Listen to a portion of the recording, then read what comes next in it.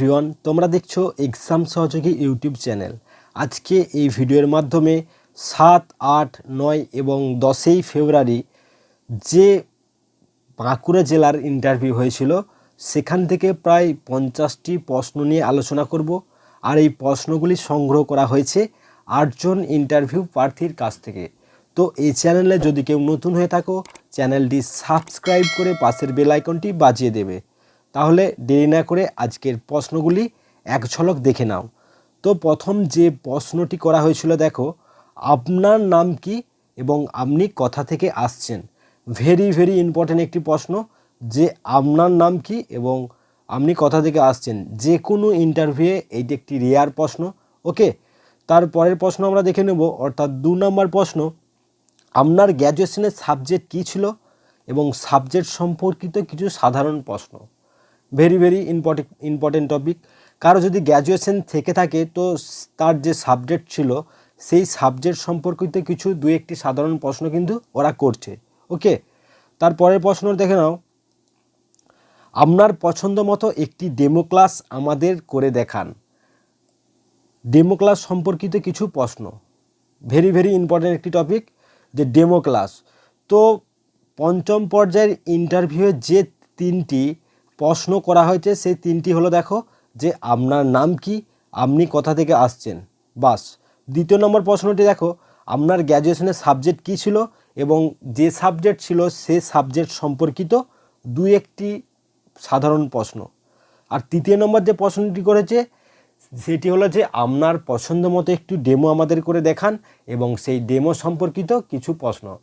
হয়তো বলে দিল যে জোড় সংখ্যা ও বিজোড় সংখ্যার ধারণা ছাত্রছাত্রীদের কিভাবে দেবেন। তখন সেখান থেকে হয়তো প্রশ্ন করা হয়েছে যে জোড় সংখ্যা কাকে বলে, বিজোড় সংখ্যা কাকে বলে, কেন 2 জোড় সংখ্যা এটি বলা হয়েছে, কেন 3 বিজোড় সংখ্যা। এভাবে তাদেরকে কাউন্টার প্রশ্ন কিন্তু করা হয়েছে। ওকে, তারপরের প্রশ্ন আমরা দেখে নেব, অর্থাৎ 4 নম্বর প্রশ্ন, বাঁকুড়া জেলাটি কত সালে গঠিত হয়। ভেরি ভেরি ইম্পর্টেন্ট একটি প্রশ্ন। উত্তর হয়ে যাবে 1881 সালে বাঁকুড়া জেলাটি গঠিত হয়। তারপরের প্রশ্ন দেখো, বাঁকুড়া জেলার শিক্ষার হার কত। উত্তর হয়ে যাবে 70.15%। ওকে, তারপরের প্রশ্ন দেখো, বাঁকুড়া জেলায় অনেক শিল্প আছে, তো যে কোনো 2টি শিল্পের নাম বলুন। ভেরি ভেরি ইম্পর্টেন্ট একটি প্রশ্ন। যারা বাঁকুড়া জেলার পরীক্ষার্থী বা ইন্টারভিউ প্রার্থী তারা কিন্তু এই প্রশ্নগুলির উত্তর সবাই দিয়েছে, প্রায় প্রত্যেককেই দিয়েছে। ওকে, তো উত্তর হয়ে যাবে ডগরা শিল্প, লাল ধূপচা শাড়ি, শুশুনিয়ার পাথর কেটে দেবদেবীর মূর্তি ও থালা বাসন তৈরির শিল্প। ওকে, তারপরের প্রশ্ন দেখো, অর্থাৎ 7 নম্বর প্রশ্ন, আমরা যদি বাঁকুড়া জেলা যেতে চাই তো আপনি কোন জায়গাগুলো আমাদের ঘুরিয়ে দেখাবেন। একজন ইন্টারভিউ প্রার্থীকে এই প্রশ্নটি করা হয়েছিল, যে আমরা যদি বাঁকুড়া জেলা যাই তো আপনি কোন জায়গাটি আমাদের ঘুরিয়ে দেখাবেন।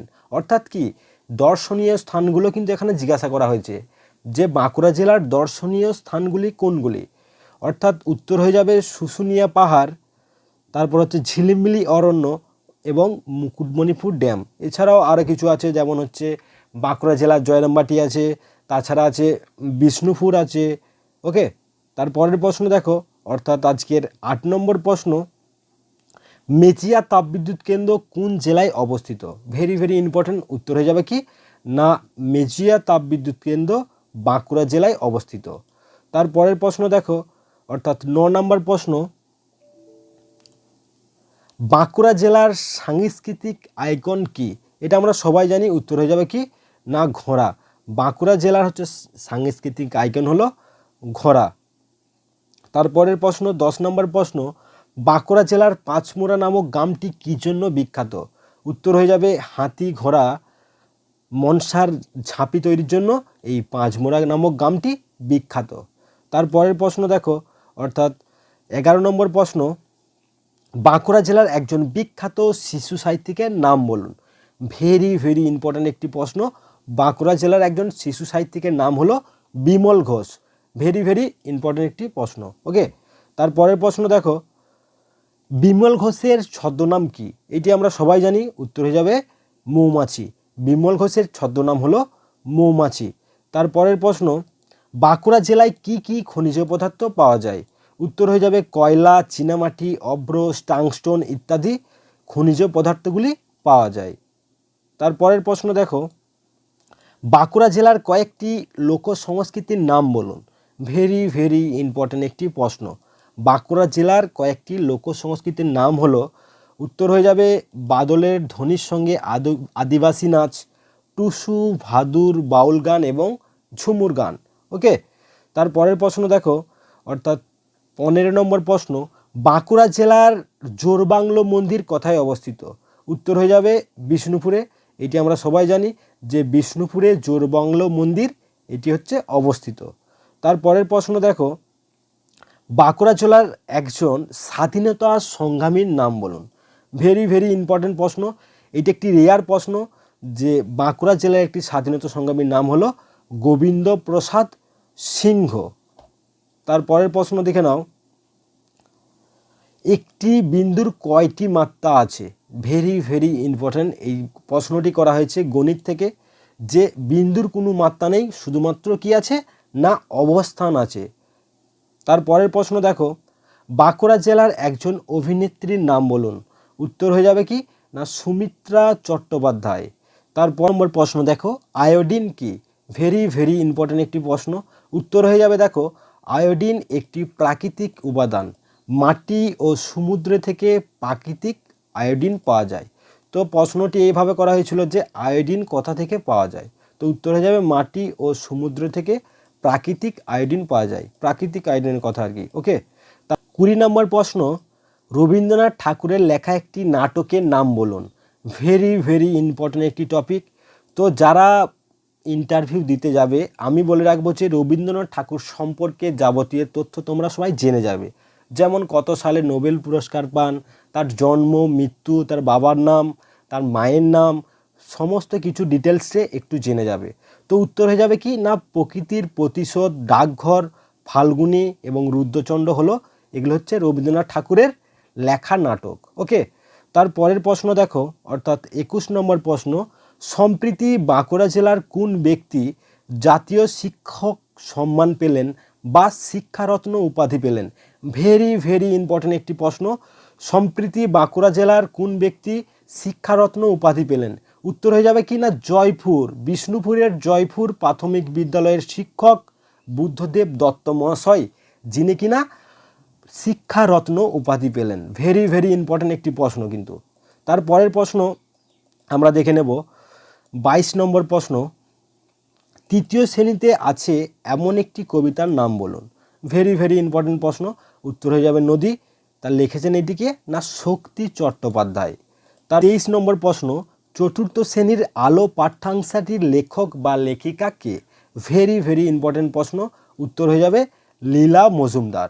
তোমরা দেখতেই পাচ্ছ যে একবারে প্রাক প্রাথমিক থেকে পঞ্চম শ্রেণী পর্যন্ত প্রত্যেকটি শ্রেণীর কিন্তু বইয়ের বিষয়বস্তু তোমাদের ভালোভাবে জেনে যেতে হবে। এই কবিতার লেখককে, এই পাঠ্যাংশের লেখককে, এগুলো কিন্তু ধরছে। ওকে, তারপরের প্রশ্ন দেখো, অর্থাৎ আজকের 24 নম্বর প্রশ্ন, আপনার প্রিয় কবিকে তার লেখা একটি কবিতা আবৃত্তি করে আমাদের শোনান। এর পরের প্রশ্ন, এনইপি এর পুরো কথাটি কি? উত্তর হয়ে যাবে ন্যাশনাল এডুকেশন পলিসি। ওকে, এনইপি এর পুরো কথা হলো ন্যাশনাল এডুকেশন পলিসি। তার 20 নম্বর প্রশ্ন, আপনি কেন একজন শিক্ষক বা শিক্ষিকা হতে চান? ভেরি ভেরি ইম্পর্ট্যান্ট একটি প্রশ্ন বা রেয়ার প্রশ্ন, প্রায় প্রত্যেক প্রার্থীকে করা হয়েছে যে আপনি কেন একজন শিক্ষক বা শিক্ষিকা হতে চান। আপনি তো ডাক্তার হতে পারতেন বা ইঞ্জিনিয়ার হতে পারতেন বা অন্য কিছু হতে পারতেন, তো কেন একজন শিক্ষক বা শিক্ষিকা হতে চান? তো এই প্রশ্নের উত্তরটি তোমরা নিজের মতো করে দেবে। ওকে, তারপরের প্রশ্ন দেখো, অর্থাৎ 27 নম্বর প্রশ্ন, আপনার এইচএসে এত ভালো রেজাল্ট তাও গ্র্যাজুয়েশন করেননি কেন? ভেরি ভেরি ইম্পর্ট্যান্ট প্রশ্ন। যারা এইচএস করার পর আর পড়াশোনা করনি, অর্থাৎ গ্র্যাজুয়েশন কমপ্লিট করনি, তাদের কিন্তু এই প্রশ্নটির মুখোমুখি হতে হবেই। 100% শিওর। তুমি যদি শুধুমাত্র এইচএস পাস, যদি গ্র্যাজুয়েশন শো না করো বা গ্র্যাজুয়েশন যদি কমপ্লিট না করো, সেক্ষেত্রে তোমাকে এই প্রশ্নটা করবেই যে গ্র্যাজুয়েশন করেননি কেন। 28 নম্বর প্রশ্ন, ছাত্রছাত্রীদের রঙের ধারণা কিভাবে দেবেন? ডেমো করে দেখান। ভেরি ভেরি ইম্পর্টেন্ট একটি টপিক, রঙের ধারণা। ওকে, তারপরের প্রশ্ন দেখো, অর্থাৎ 29 নম্বর প্রশ্ন, একজন মা 100 জন স্কুল শিক্ষকের সমান, এই উক্তিটির কার? ভেরি ভেরি ইম্পর্টেন্ট একটি প্রশ্ন, উত্তর হয়ে যাবে জন হারবার্ট। জন হারবার্ট বলেছেন যে একজন মা 100 জন শিক্ষকের সমান। ওকে, তারপরের প্রশ্ন আমরা দেখে নেব, বাউল নৃত্য কোন রাজ্যে বেশি প্রচলিত? উত্তর হয়ে যাবে কি না পশ্চিমবঙ্গ রাজ্যে বাউল নৃত্যটি বেশি প্রচলিত। তারপরের প্রশ্ন, শিক্ষকদের প্রাইভেট টিউশন পড়ানো আপনি কি সমর্থন করেন? উত্তর হয়ে যাবে কি যে না, একদম সমর্থন করি না। কারণ একটাই, শিক্ষক যদি টিউশন বা প্রাইভেট পড়ায় সেক্ষেত্রে বেশিরভাগ ছাত্র বা ছাত্রীরা তার কাছে পড়তে যাবে, এর ফলে একজন বেকার পুরোপুরি কি না বঞ্চিত হবে, এটাই তার কারণ। তারপরের প্রশ্ন অর্থাৎ 32 নম্বর প্রশ্ন, শিলং শহর কোথায় অবস্থিত? উত্তর হয়ে যাবে খাসি পর্বতে শিলং শহর অবস্থিত। তারপরের প্রশ্ন দেখো, সুন্দরবনকে কত সালে রামসার ক্ষেত্র হিসাবে ঘোষণা করা হয়? ভেরি ভেরি ইম্পর্টেন্ট একটি প্রশ্ন, 2019 সালে সুন্দরবনকে রামসার ক্ষেত্র হিসাবে ঘোষণা করা হয়। তারপরের প্রশ্ন দেখো, অর্থাৎ 34 নম্বর প্রশ্ন, ছাত্রছাত্রীদের শূন্যের ধারণা কিভাবে দেবেন? ডেমো করে দেখান। ভেরি ভেরি ইম্পর্টেন্ট একটি টপিক। তো যারা ডেমো ক্লাস দেখতে চাও তারা ডেসক্রিপশন বক্সে লিঙ্ক আছে, এই সমস্ত ডেমো ক্লাস সব কিন্তু পেয়ে যাবে। ওকে, তারপরের প্রশ্ন দেখে নাও, অর্থাৎ 35 নম্বর প্রশ্ন, ছাত্রছাত্রীদের যোগের ধারণা কিভাবে দেবে? ডেমো করে দেখান। ভেরি ভেরি ইম্পর্টেন্ট একটি টপিক। তারপরের প্রশ্ন দেখো,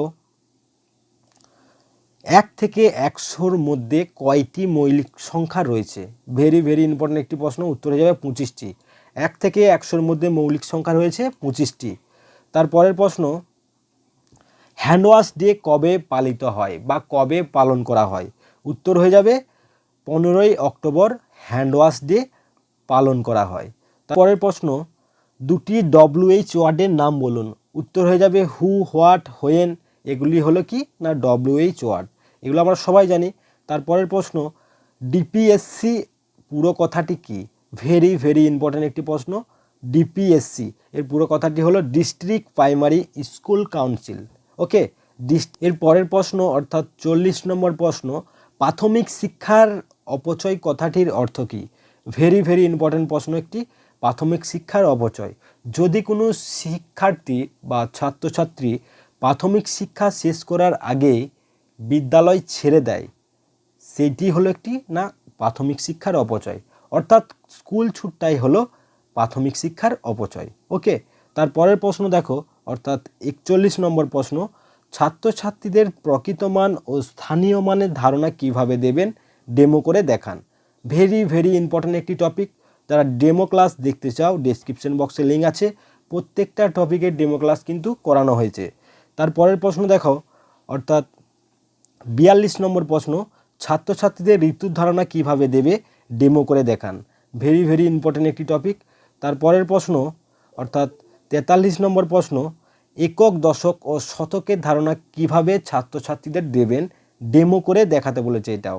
তারপরের প্রশ্ন দেখে নেব, ছাত্রছাত্রীদের ভগ্নাংশের ধারণা কিভাবে দেবে? ডেমো করে দেখান। তারপরের প্রশ্ন, শিশু কারা?